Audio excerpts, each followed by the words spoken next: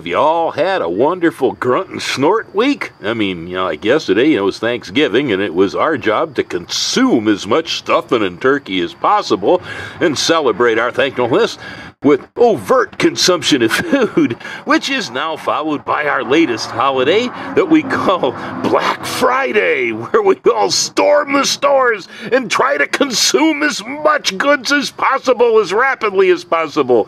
I find it slightly disgraceful that we have begun to celebrate our existence here in America by massive consumption. It's a bit obscene. But speaking of consumption, looking right here, you will see the wine cup straparia.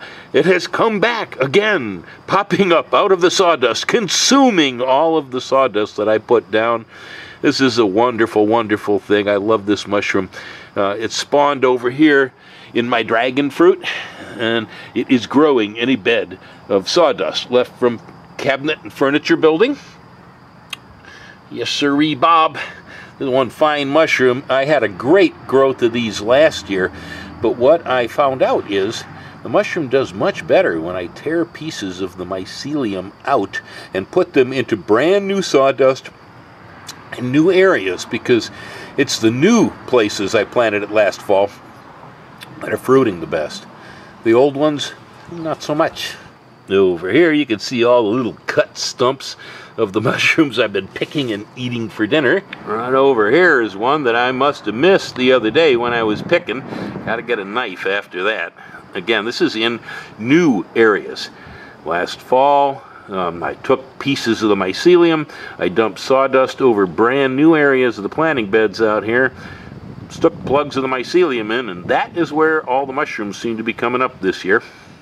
I have had a few questions about why I didn't grind up the sticks under the sheet mulch, because the original here had been a stick mulch that I'd illustrated in video, and then I put the sheet mulch over the top.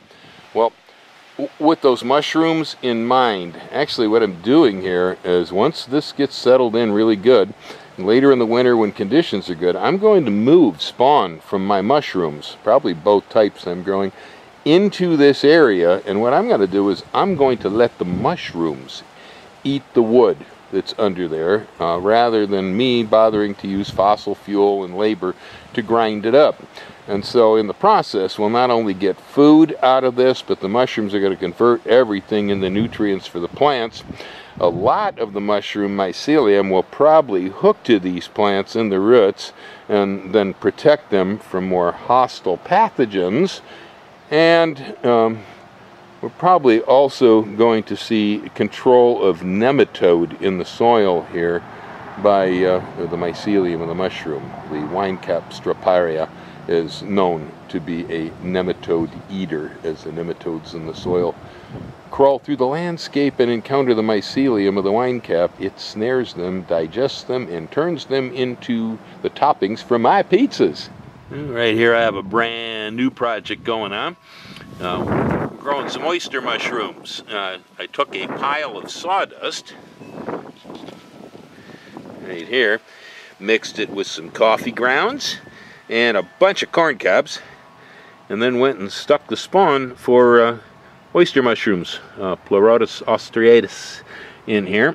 And thus far, it seems like the only problem I'm really having with all of this, slugs want to chew these babies up despite the slug bait I put down. And so I have now sprinkled a bunch of Sluggo, the iron phosphate organic bait, over here, in the hopes that they're not going to cross it. I also kind of ringed them with coffee grounds. I don't like that too much. But the mushrooms will eat coffee. I've done this before. Fed oyster mushrooms Starbucks coffee grounds. It works. They will grow on them. So pretty soon here, it looks like we're going to have one fine fruiting. I got the little babies coming up. I'll bet by tomorrow or the next day, these are going to be great big oysters. These here mushrooms got me thinking about consuming them. Looks lovely. Gotta figure out what we're having for dinner tonight. It's going to contain some mushrooms.